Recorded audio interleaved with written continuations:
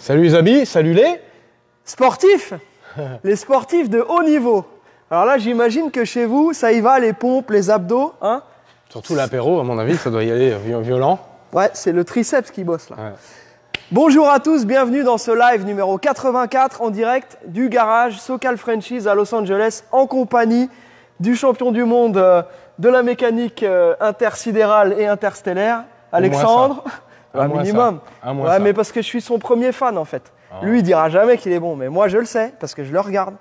Et comme vous, je regarde ce qu'il fait. Et aujourd'hui, on va parler de quoi, mon jeune ami? Embrayage. Embrayoir? Voilà. On va parler d'embrayage sur une boîte de type. C'est T56 6 vitesses. Voilà. Donc, je ferai un petit point. Bon, c'est un basique, mais bon, pour ceux qui ne connaissent pas ou qui ne savent pas, ça sera plutôt intéressant. Mais de toute façon, c'est ce qu'on a dit. On fait un petit peu des points sur les différentes choses sur lesquelles on bosse. Et puis, au fur et à mesure des lives, on ira de plus en plus dans la technique.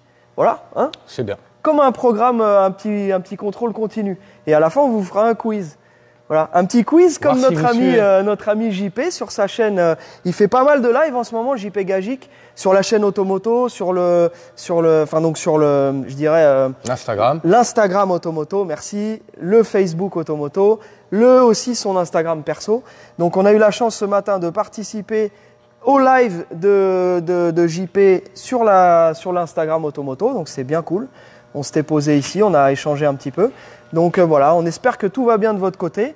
Donc nous, parce que beaucoup de gens nous posent la question, effectivement aux États-Unis, ils prédisent que ça va être compliqué, c'est vrai que ça devient compliqué. Il y a beaucoup de gens qui sont vraiment, qui font pas attention. Il y a plein de touristes qui vont sur les plages, Santa Monica, Venice, etc. Nous, c'est confinement strict. Les seules personnes qu'on fréquente, c'est Alex et moi. Maintenant, notre ami Jérémy n'est plus là en même temps que nous, donc il vient le soir, à d'autres moments on se fait des moments décalés le week-end, puisque maintenant il n'y a plus de week-end vu qu'on est en confinement à l'année, à la semaine je dirais. Donc voilà, c'était juste pour vous tenir au courant de ça. Bien entendu, on fait super gaffe vis-à-vis de nous et de nos familles, et on est en contact avec plus personne, donc on finit nos voitures ici, et voilà. C'était la petite parenthèse, c'est important, donc vous aussi, faites bien attention chez vous, à vous et à vos proches. Voilà, maintenant que le sujet casse bonbon du Covid-19 est abordé, on peut maintenant enchaîner sur ce qui nous intéresse, c'est-à-dire les voitures. On va commencer avec cette petite Mustang 67 de Kamal. Donc Kamal, ta voiture est prête. On a été la chercher à l'alignement. Elle a ses nouvelles jantes Magnum 500 en 15 pouces, les pneus BF Goodrich. Alors pour ceux qui ne savent pas, les pneus BF Goodrich appartiennent à la marque Michelin, voilà, depuis une quinzaine d'années. Donc voilà, Alex, on va faire un petit tour, on va montrer un peu. Donc ça, c'est une voiture qui avait déjà reçu un traitement suspension ad hoc. Donc tout le train avant avait déjà été changé. Comme le capitaine? Voilà, ad hoc. Les triangles, tout ça, ça avait été changé. On a remis une paire d'amortisseurs neufs parce qu'ils étaient fatigués et les lames arrière. Les lames de suspension étaient d'origine, donc ils n'avaient pas fait ça. Donc nous, on l'a fait. Après, en termes de suspension freinage, bon, bah, comme d'hab, mâchoire, etc. Ouais. On a fait une belle B-moteur, on lui a repeint parce que c'était un peu décrépit. Donc on a repeint, on a mis parce que le moteur, lui, était fatigué, donc on a sorti le moteur et on lui a remis un moteur tout fraîchement refait. En rodage et donc carbu qui va bien au lit, pipe d'admission, collecteur céramique, tout le tintamarre. Donc là on a un petit truc qui ronronne bien et qui fonctionne plutôt bien. Donc, ok. Voilà. Ça va Jérém? Salut tout le monde, Steph, tout le monde. Bon, Alex, on va revenir un tout petit peu sur les précautions lorsqu'on a un moteur neuf pour le rodage. Hein, ceux qui suivent, vous savez, ceux qui nous rejoignent. Donc en gros, donc là on part, on a une boîte automatique, donc c'est pas vraiment facile de gérer le régime. Donc là-dessus, comment est-ce que tu fais pour que la voiture ne soit pas un régime trop constant? Faut pas maintenir le moteur à un régime constant trop longtemps. Ok. Il faut surtout mettre de la charge. Alors faut pas lui faire prendre trop de régime. Ça sert à rien de le faire gueuler jusqu'à la fin. Hein. Mais il faut y mettre un peu de charge, c'est-à-dire que bas régime, on peut mettre un peu de gaz, mais on reste pas trop longtemps sur les gaz. Donc on peut mettre du gaz, mais pas trop longtemps. Voilà. C'est ça le conseil. Allez, c'est le moment où on fait le bruit. Pourquoi? Mais pourquoi? Attends, j'explique. Et oui, pourquoi? Pourquoi? Parce que quand ton moteur est neuf, tu as besoin que tes segments viennent se coller sur les parois de tes cylindres. Donc, les cylindres sont réusinés, les segments sont neufs. Et ça a besoin c'est ça vraiment qu'est le rodage, c'est de roder les segments sur la paroi des cylindres. Et plus tu mets de pression cylindre, donc plus tu mets de charge, plus tu vas augmenter la pression de ta chambre de combustion et plus tu vas plaquer tes segments sur ton cylindre. Donc ça, t'as un rodage. Alors ceux qui disaient oui, le rodage, faut rouler sur un filet de gaz tout le temps, non, c'est des conneries. Ça. C'est du bullshit, du caca de taureau. Voilà, faut mettre de la charge, mais pas trop longtemps. Anglais. Faut mettre des coups de gaz, mais pas trop longtemps, pas faire prendre trop de régime. J'attendais le bruitage. Roup. Allez, vas-y, démarre. Allez, je fais roup. Donc voilà Kamal. Je vais me mettre à l'arrière pour capter le son. Roup. Roup.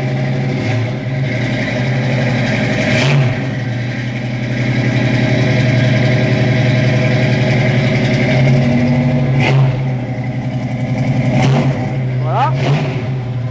Donc là la voiture est froide. Donc elle est encore sur son starter automatique. Donc tiens bien Jenny, on va montrer aussi l'intérieur à Kamal. Donc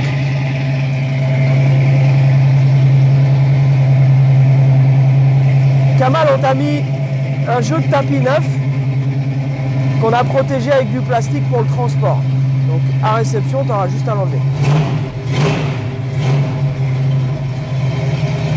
Voilà. Le petit poste rétro sound. Bel intérieur. C'est bon, vous entendez bien le bruit? Impeccable. Voilà. Très joli coupé 67. Donc il me semble que Kamal va rouler dans la région de Fontainebleau, si je me souviens bien, dans ce secteur-là. Donc voilà. Vous pourrez peut-être la croiser.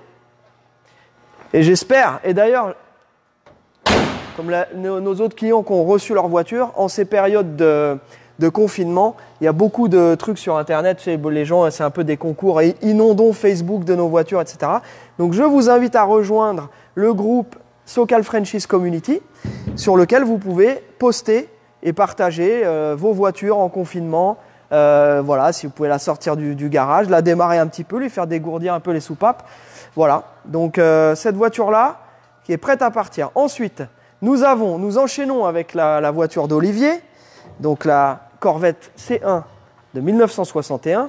Donc là, celle-ci, pareil, vous l'aviez vu dans les lives précédents sur le pont, etc. Donc la voiture est prête, on a été l'essayer. Elle a ses nouveaux pneus. Il n'y avait pas eu énormément de travail parce que c'est une voiture, que nous avons fait. C'est une voiture qui était restaurée. Ils avaient dépensé sans compter. Donc là, c'était vraiment du travail de haut niveau. Ils avaient vraiment fait un super boulot.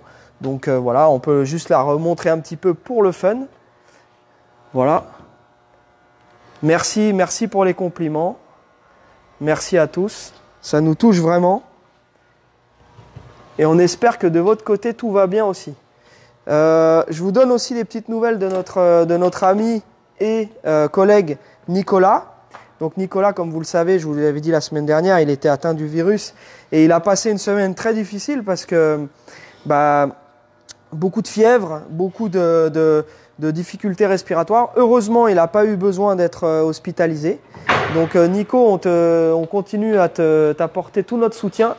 N'hésite pas à nous donner des nouvelles. Je ne sais pas si tu nous regardes. Je sais que tu dors beaucoup et que c'est pas facile pour toi. Donc voilà. Et bien entendu, une grosse pensée à tous nos amis et en France et tous les gens qui nous suivent.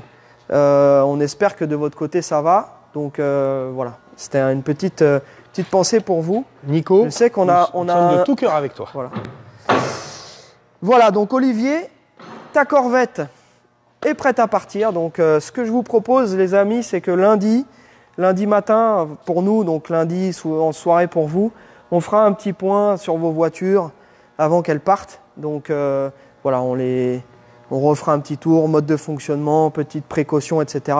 On vous en dira un petit peu plus sur vos voitures. Ensuite, je voulais féliciter Jean-François pour l'achat de de la très très belle Mustang 66 rouge que vous avez vu la semaine dernière dans le live sur le pont.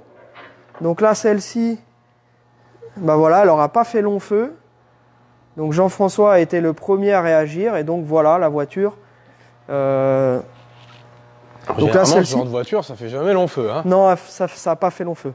On est, voilà, on a aussi quelqu'un qui est intéressé par la Mustang noire qui est à côté, Jenny, que tu peux montrer aussi.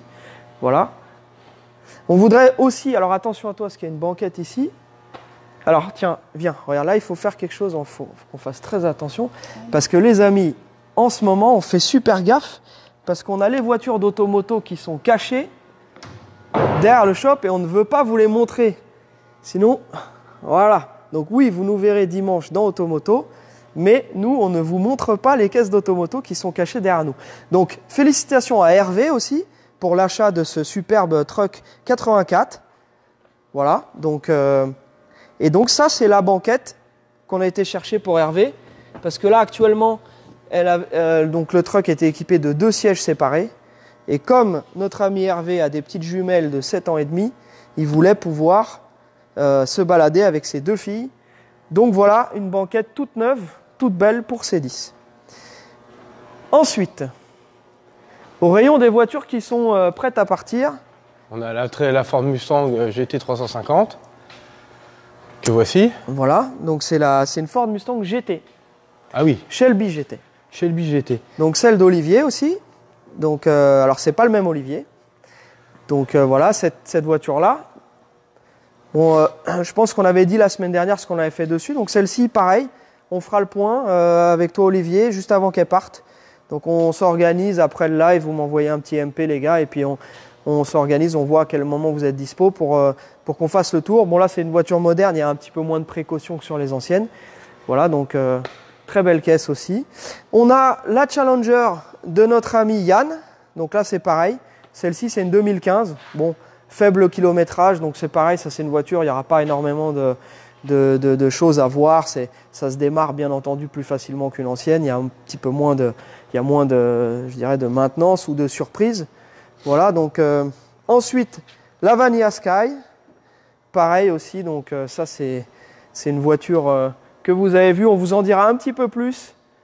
Je pense que dès qu'on sortira de ce confinement, on essaiera de voir avec notre ami Karim, qui nous regarde peut-être, Karim qui observe un confinement très strict aussi chez lui.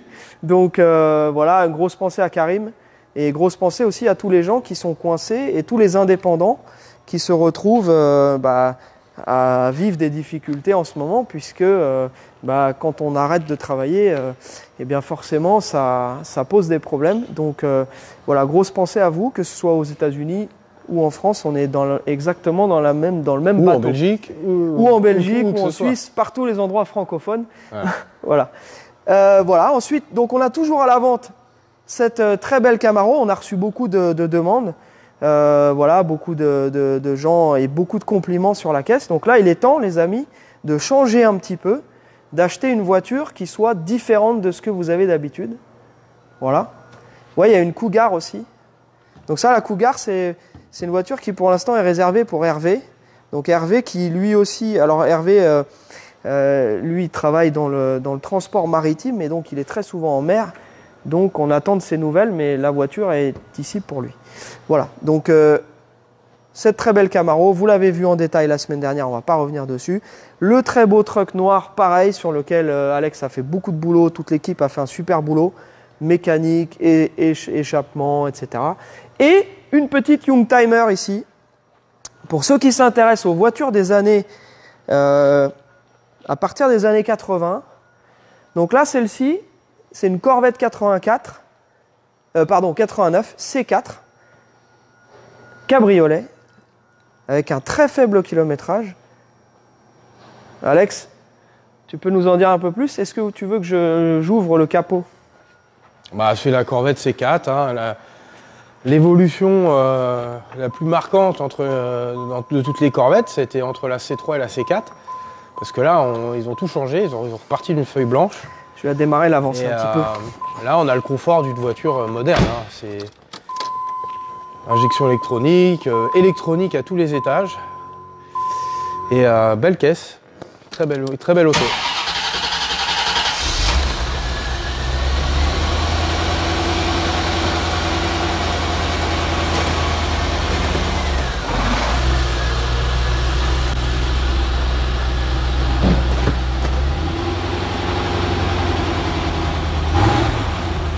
Alors Jenny, tu peux montrer quelque chose? Donc ici on voit, donc sur la C4, donc le mileage il est de 20 395 miles. Voilà, 20 000 miles d'origine documentée. On voit que la voiture est dans un état absolument parfait, ça fait à peu près 32 000 km. Et donc tout fonctionne ici, ces écrans digitaux qui sont vraiment typiques des années 80. Donc je vais la couper pour que ça fasse pas trop de bruit. Et donc Alex, je t'ouvre ici.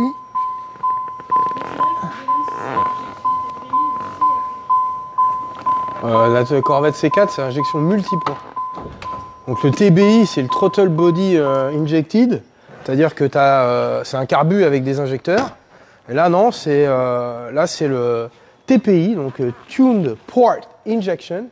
Donc c'est injection multipoint, tu as un injecteur par cylindre, donc ce qui permet d'avoir un fonctionnement vraiment onctueux et souple.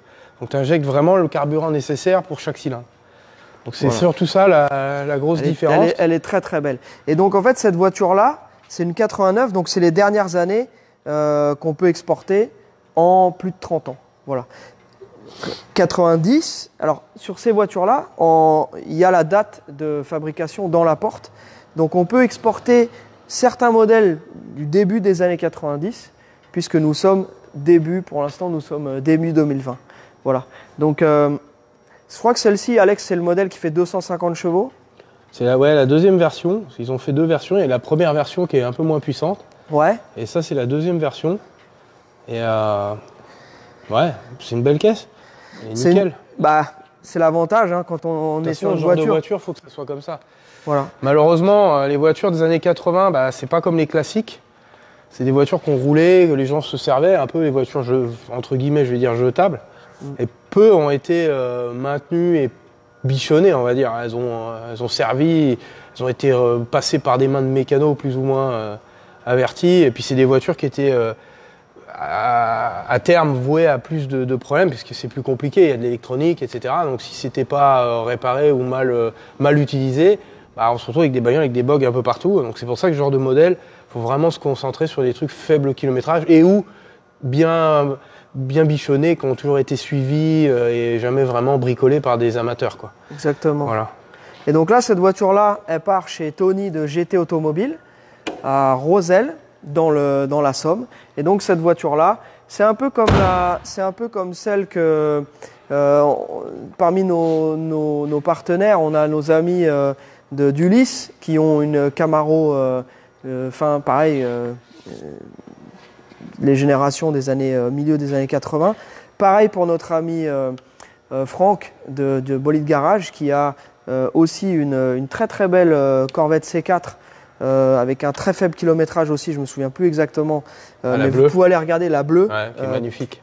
Elle est incroyable. Elle est dans un état, vraiment le même genre d'état. Donc effectivement, comme l'a dit Alex, quand on s'attaque à des Youngtimers comme ça, on essaye de trouver des voitures qui sont vraiment dans des états exceptionnels comme ça, sans histoire. Bon, on voit bien, hein, c'est une voiture qui est absolument magnifique. La capote est comme neuve. Voilà. Donc c'est très intéressant et ce sont des voitures avec lesquelles on peut vraiment tourner la clé et partir en vacances. C'est des voitures qui sont faites pour rouler et qui sont vraiment agréables. C'est un bon compromis, parce qu'on ne paye pas les 30% de TVA dessus.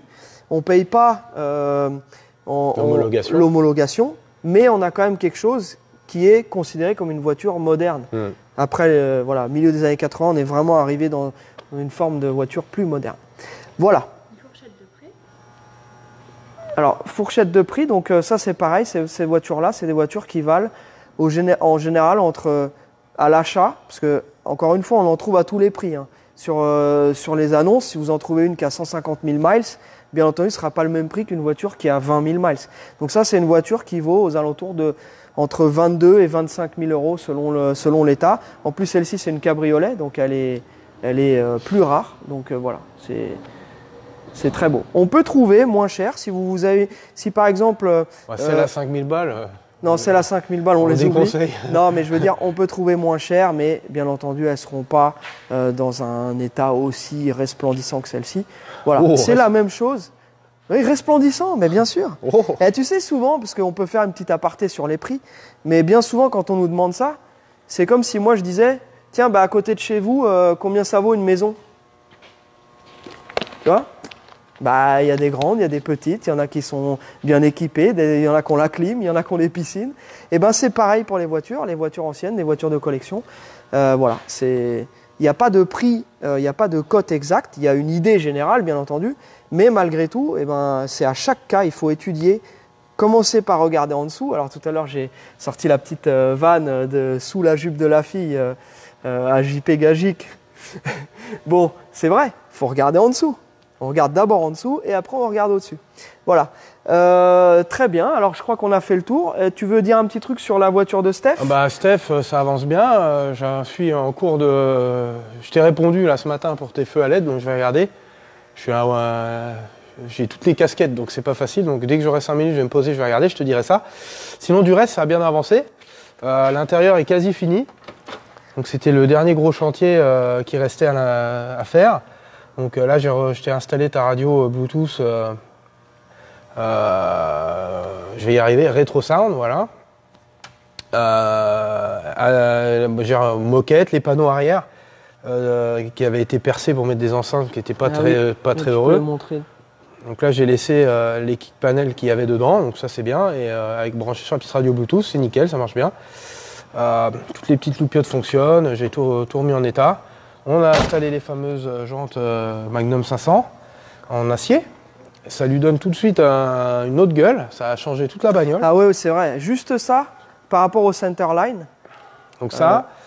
Là, je suis en train de finir les moquettes à l'arrière. Parce qu'il y a les panneaux rabattables là, de banquettes. C'était couvert de moquettes. Et franchement, elles avaient vraiment la pécole. Donc mettre une moquette d'habitacle neuve et pas faire ça, ça craint, quoi. Mais c'est un peu de taf. Donc j'ai ça à finir avant de pouvoir remettre les sièges et tout. Et après, 2-3 bricoles mécaniques, et ça devrait être bon aussi. J'ai le faisceau, j'ai enfin reçu ton faisceau pour les feux anti-brouillard. Donc j'ai déjà installé la calandre que tu m'avais demandé avec les feux anti-brouillard. Maintenant, j'ai commandé le faisceau qui va bien, avec le switch qui va bien pour faire fonctionner ça. Donc il me reste cette petite bricole à faire. Et puis voilà, hein, ça va être bientôt après la fin. Je vais l'emmener à l'alignement, on va le rouler avec, voir que tout aille bien. Et puis voilà. Impeccable. Alors tiens, je vois un commentaire de Gilles qui veut qu'il y ait un petit peu plus de visuel de la Cougar. Alors on va vous la montrer, la Cougar. Pas de problème. Ouais, très bien. Et un petit mot pour notre ami Eric de Corse. Alors Jérémy va continuer à avancer sur la voiture, puisque en fait on ne veut pas risquer de contaminer Jérémy.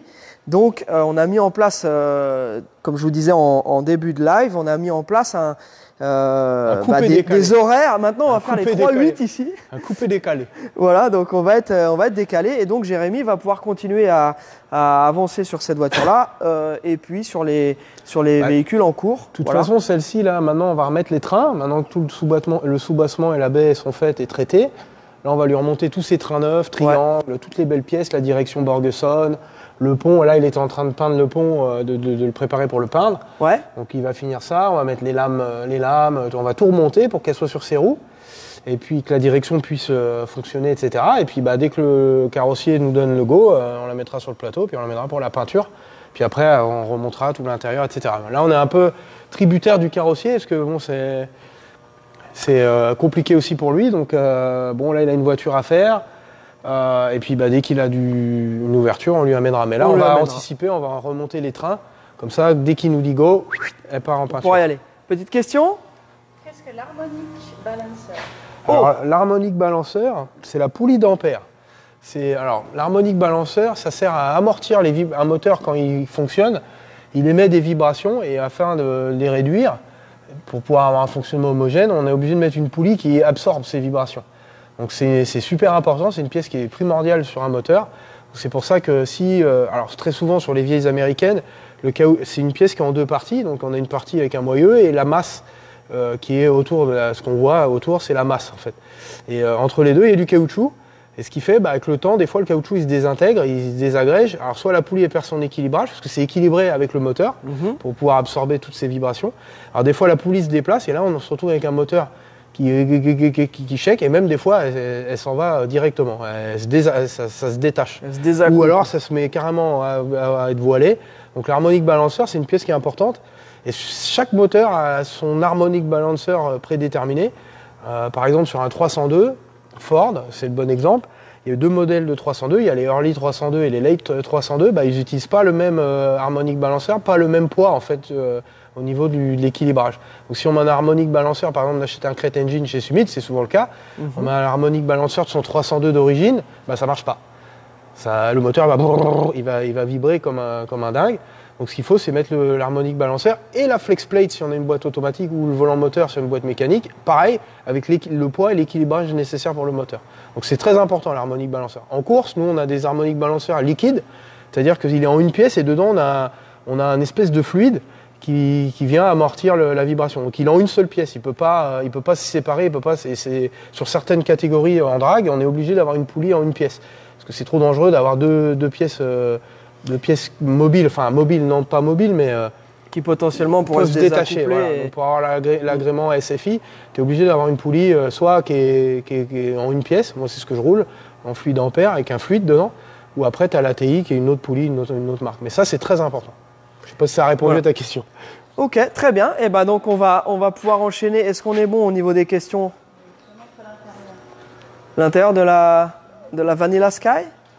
Tiens, c'est du Vanilla Sky, comme vous pouvez le voir ici. À part que c'est du Black Sky, voilà. Voilà, la bête. Alors c'est une voiture qui est conforme à l'origine. Alors la seule chose... Pour étayer mes dires. Ah, il va étayer. Ah bah non, maman me pose des questions. Je fais le travail bien comme il faut. Voilà. Tac. Donc voilà le fameux harmonic balancer. Donc on voit bien, il est en deux parties. Donc tu as la partie moyeu et la partie avec la masse qui elle est équilibrée. Donc on a une partie qui est tronquée pour pouvoir amortir la vibration. Et au milieu, on a l'espèce de caoutchouc. Donc ça, c'est une poulie neuve. Donc là, on voit bien que c'est tout neuf, c'est en bon état. Et des fois, ça commence à se désintégrer et c'est juste emboîté en fait. Donc quand on extrait ça c'est emboîté à force sur le vilebrequin. Donc ça ne s'enlève pas avec un arrache par le là, parce que là, si tu fais ça, tu enlèves la masse du moyeu. Donc il faut l'arracher par les vis, par le moyeu. Ok. Et c'est toujours rentré à force en fait. Donc il faut un outil pour l'extraire et le remettre. Parce que c'est monté serré en fait sur le vilebrequin. Certaines en course, on les met dans le four. Donc la partie du moyeu, on la met au four à 450 degrés pendant 1 heure. Thermostat 4 ? À fond la caisse, comme la tarte de la grand-mère. Puis hop, on le met directement sur le vilebrequin avant qu'il refroidisse, parce que ça dilate le métal. Et en refroidissant, ça vient serrer sur le vilebrequin en fait. Et ça rentre tout seul, je l'ai fait, c'est nickel. Et si tu essaies de le mettre avec l'outil, tu foires le filetage dans le vilebrequin qui est dedans. C'est tellement c'est dur. Donc voilà, c'était la petite apparenté. Mais c'était pas ça le sujet de la journée. Pourquoi il me laisse m'emballer à parler d'un truc qui n'est pas le sujet de la journée? Mais parce qu'on en profite, on est là, on a un petit peu de temps. Alors qu'est-ce que j'ai d'autre comme question? Là, c'est un 50 OZ. Alors là, là, on est dans les considérations... tu sais, c'est la même chose qu'en pâtisserie. Là, ici, on est un peu perdu. Donc, est-ce que c'est un 50 OZ? Après, ça dépend du modèle. Il y a deux modèles pour les 302 par exemple, mais après chaque moteur, par exemple sur mon moteur, moi la poulie, moi je n'ai pas à l'équilibrer parce que c'est un truc fluide, mais certaines, là je l'ai emmené avec parce que j'ai fait équilibrer tout le bas moteur, donc j'ai emmené le volant moteur, le mécanisme d'embrayage et la poulie pour qu'il équilibre tout l'équipage mobile ensemble en fait. Après ça dépend des moteurs, il y en a qui ont plus ou moins de balance ou pas. 50 onces ou je sais plus l'autre, je sais plus les chiffres de tête, mais ouais, il y a deux, trois modèles. Et sur les 302, il y a deux. Ok, voilà, bon on espère qu'on a répondu, enfin surtout Alex. Et après, sans transition, en parlant de volant moteur, je vais vous montrer. Donc là, on a, voilà, aujourd'hui, je vais vous expliquer comment marche un embrayage. Ça apparaît tout con, mais certains n'ont certainement jamais vu comment c'était fait. On emmène, donc là, les symptômes d'un embrayage. Qu'est-ce qui se passe? Qu'est-ce qui peut se passer quand tu as un embrayage qui marche pas bien? Eh bien, il patine. Voilà. On a du mal à engager les rapports. Voilà. Et quand tu débrailles, tu sens une vibration. Voilà, exactement. Voilà. Donc c'est très simple. L'embrayage, lui, il est là pour désaccoupler la transmission du moteur. Et donc on a besoin de ce composant-là pour changer de vitesse, parce que ça ne marcherait pas sinon. Vous avez oublié votre jingle, les gars. Comment ça marche? Ouais, après, il faudrait avoir un petit truc et tu le mets en route.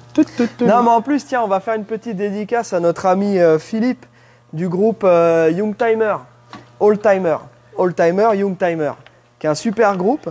Et il nous avait suggéré, et c'était une très bonne idée, de faire une compile de nos comment ça marche. Donc bien entendu, on a tout à fait le temps de le faire, c'est pour ça qu'on l'a déjà fait. Mais voilà, on va peut-être s'y pencher, si on a des copains qui ont un petit peu qui sont un peu plus dans le, je dirais, dans la technique, dans le geekisme. Bah voilà, on peut très bien faire une petite compile des différents comment ça marche et des différents tutos.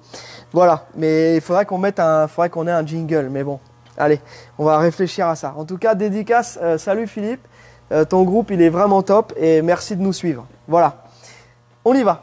Maintenant je te laisse, je t'emmerde plus. Donc là, on a affaire à une voiture. Vous avez vu mes nouvelles godasses? Hein? Pardon. Vas-y. Je voulais juste te faire chier une dernière fois. En polymère, nylon. Oui, voilà. Alors, je les ai achetés spécialement pour l'émission Make-up. Donc je me suis dit aujourd'hui, je les ressors et après je vais vite remettre mes chaussures sales pour travailler parce que sinon voilà. Non, c'était juste pour le faire chier une dernière fois. Allez, vas-y. Donc l'embrayage, je sais plus où j'en étais avec tes conneries maintenant. Ça y est, je suis sérieux et tout, et lui il n'est pas sérieux. Donc voilà, on a une voiture qui avait un problème d'embrayage, savoir la garde était super haute, donc quand l'embrayage s'use, on perd de la garde au fur et à mesure. Donc là, la garde était assez haute et les vitesses commençaient à être dures à engager, ce qui veut dire que l'embrayage commençait à être fatigué. Pas mort, parce que quand c'est mort, les vitesses ne rentrent plus, ou ça patine, dès que tu mets du gaz, il n'accroche plus. Donc là, on a un embrayage en totale fin de vie, mais qui n'a pas fêlé, comme on a dit. Donc là, on peut voir. Donc sur cette voiture-là, c'est un embrayage bidisque. Donc le principe reste le même, sauf que pour accepter plus de couple de la part du moteur sans avoir à mettre à mal la surface de friction et le mécanisme, on a besoin d'utiliser 2 disques de friction. Donc celui-là, il en a 2. Donc c'est pareil, sur un simple disque, on a le mécanisme et le disque. Ça, c'est le simple disque. Donc, et là, on a un double disque, donc on a 2 surfaces de friction et 2 disques. Donc là, on voit le deuxième qui est prisonnier dans l'embrayage. Celui-là, je ne pourrais pas vous le montrer parce c'est serti, c'est livré comme ça sur ces modèles-là. Sur les embrayages de course, on peut les démonter et on peut avoir jusqu'à 4 ou 5 disques. Donc, et un mollet qui va avec. Voilà, plus on met de disques, plus ça absorbe de couple et plus il va être solide. Mais plus ça va être compliqué d'appuyer dessus en fait. Parce qu'il va falloir les libérer tous ces disques à un moment. Donc là, l'embrayage, ce qui se passe quand vous appuyez sur votre pédale, là, on a une butée que je vais vous montrer après, la butée. La butée, c'est un roulement qui est lié à votre pédale d'embrayage. Et quand vous appuyez dessus, eh bien, on va appuyer sur ces petits doigts. Ces petits doigts basculent et libèrent le plateau presseur du mécanisme et libèrent le disque. Et quand on lâche, la puissance de ces ressorts, qui sont vraiment balèzes, écrase le disque contre le volant moteur et là, la voiture part en fait. Donc c'est assez basique. Donc il y a plusieurs systèmes de butées. Tu as les butées mécaniques. Donc là, on a une fourchette dans la boîte, qui est une fourchette comme ça, avec un roulement. Et quand on appuie, c'est mécanique, avec une tringle ou un câble, ça dépend des montages. Et c'est mécanique, quand on appuie, ça appuie sur la fourchette, et ça appuie sur le roulement et sur le diaphragme. Là, sur celle-ci, c'est un embrayage hydraulique, donc maintenant c'est la norme, sur toutes les voitures c'est hydraulique. Donc on a une butée hydraulique avec un mètre-cylindre comme pour le freinage, et quand on appuie, le fluide hydraulique transmet le mouvement de l'émetteur jusqu'au récepteur, et on vient appuyer. Et ce qui permet d'avoir un fonctionnement plus souple, et bien plus agréable à conduire. Les anciens systèmes mécaniques qu'on voit sur les voitures plus anciennes, là, comme tu dis, il faut un sacré mollet. Avec les nouveaux systèmes hydrauliques, même avec 3 ou 4 disques, tu arrives à avoir un effort de pédale qui est similaire à une voiture d'origine. Mais c'est juste que le point de patinage sur un multidisque, il est un peu plus serré, il est un peu plus court. Parce que vraiment, tu as une limite, tu vois, au moment où tu vas libérer ton disque et au moment où il va accrocher, la course c'est vraiment très léger. Donc plus tu as de disque, plus c'est compliqué à conduire. Dans les bouchons, c'est un cauchemar. Donc, les bouchons ou dans les pits. Voilà. Donc là, on peut voir cet embrayage était au bout du rouleau. Parce qu'on voit les disques, il est complètement usé. Donc là, on voit, hein, là, on est à la limite des rivets. On est quasiment au rivet. Et une fois que les rivets viennent attaquer la surface, c'est fini, terminé. Il faut rectifier le volant moteur parce que tu l'as marqué et c'est fini. Là, on a de la chance. Ça n'a pas été jusqu'au rivet, on n'était pas loin. Tu vois, il reste 1 mm, même pas, entre les rivets et la surface du volant moteur. Donc il était temps. Il était vraiment temps de le changer. Donc là, on voit, ça c'est l'ancien et ça c'est le neuf. Donc là, on a 5-6 mm entre le rivet et le... Donc il n'y a pas grand-chose, hein. Mais ça ne s'use pas, si on ne fait pas le sauvage, ça ne s'use pas aussi vite que ça. Donc là, en fait, ce qu'on peut dire aussi, c'est que là, sur les américaines, avec des gros V8, c'est des voitures qui ont beaucoup de couple aussi. Voilà, ouais. Donc forcément, l'embrayage, il morfle. Il morfle vraiment. Ouais. Donc ça, bien souvent, quand on a des gros V8 boîte méca, même sur les caisses modernes, on vérifie toujours l'état de l'embrayage dès qu'il y a des signes d'usure. Voilà. Et ça, tu sais ce que c'est? Non. Je te le dis tel que... Non. Tu ne sais pas ce que c'est? Je ne sais pas. Donc ça, c'est un centreur. Ça, c'est indispensable. Donc ça, c'est un centreur qui est fait pour la boîte Tremec. Et ça permet d'installer ton embrayage. Si tu n'as pas ça, tu mets l'embrayage comme ça, jamais tu remets la boîte. Jamais. Parce que là, si tu veux, le disque doit être parfaitement aligné. Là, on peut voir. Regarde, je vais te montrer derrière toi. Regarde. Là, ici, tu as ici, la boîte. Tu peux dire ce que c'est. Ça, c'est la boîte. C'est une Tremec. Donc, c'est une T56. Et là, on voit, tu as la queue de boîte, c'est ce qui vient réceptionner la puissance du moteur et la transmettre à l'arbre de transmission et au pont. Tu vois, voilà. Donc là, elle est en point mort, et puis si tu passes une vitesse, bah là, tu vois.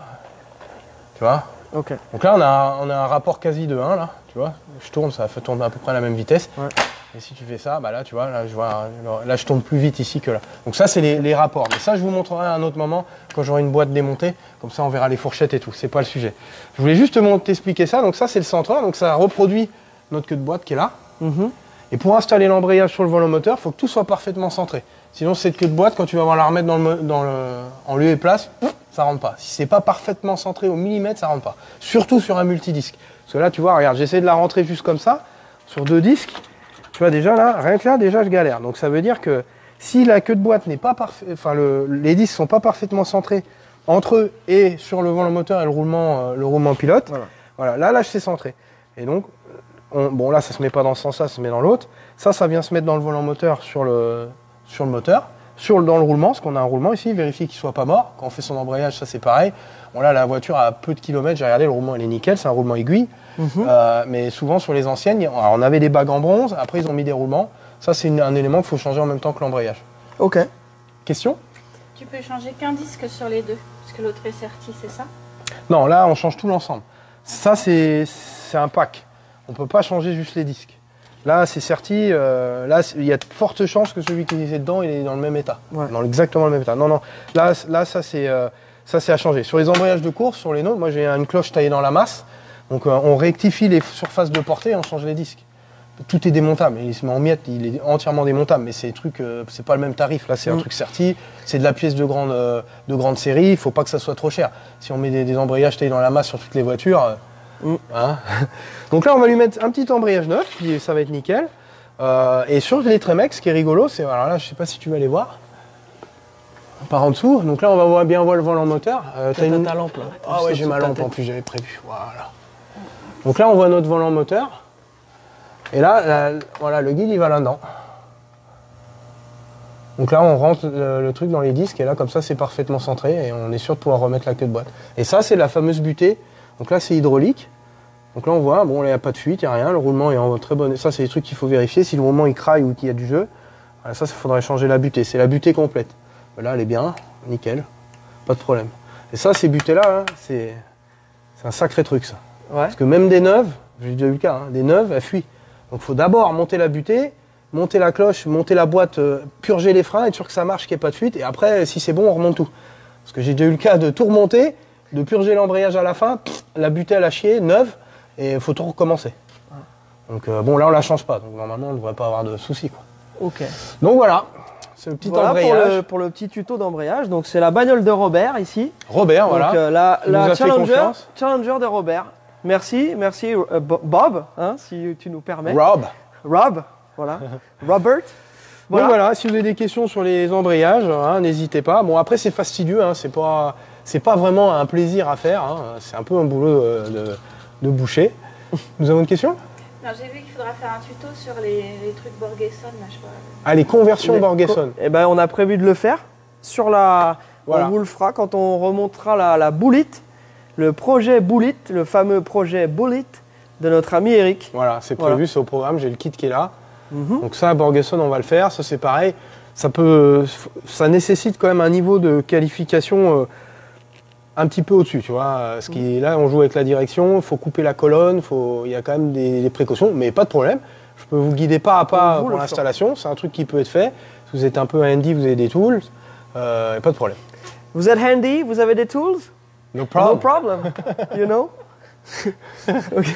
Des formations linguistiques. C'est presque un Canadien. C'est presque un Québécois. Mais les Québécois, ils luttent contre ça. Ouais. Attention. Hein. Bon, hein, voilà. Est-ce qu'on vous laisse profiter de votre confinement en paix? Moi, j'ai un embrayage à remonter, de toute façon. Voilà. Donc, hein. Et puis voilà. Et puis, on vous souhaite une excellente fin de journée, excellent week-end. Restez couverts, restez confinés. Hein, et puis, faites bien gaffe à vous, serrons les fesses. Hop. Et n'oubliez pas que c'est le moment pour préparer la sortie de crise. Hein, c'est le moment de commander vos voitures, puisque, eh bien, il y a un nid ici, il y en a encore. Hein, et puis voilà, nous prenons les précautions, mais nous travaillons. Donc quand on sort, on a les masques, les gants, on reste loin des gens, mais on peut encore travailler. Donc voilà, n'hésitez pas à nous faire part de vos commandes, que ce soit pour des récentes, des anciennes, et regardez un petit peu les voitures qu'on a en stock. N'hésitez pas à nous demander en visio. Voilà, on a fait le tour. On a fait le tour. Allez les amis, bonne fin de journée. Bon week-end. Bye. Tchuss. Bye bye.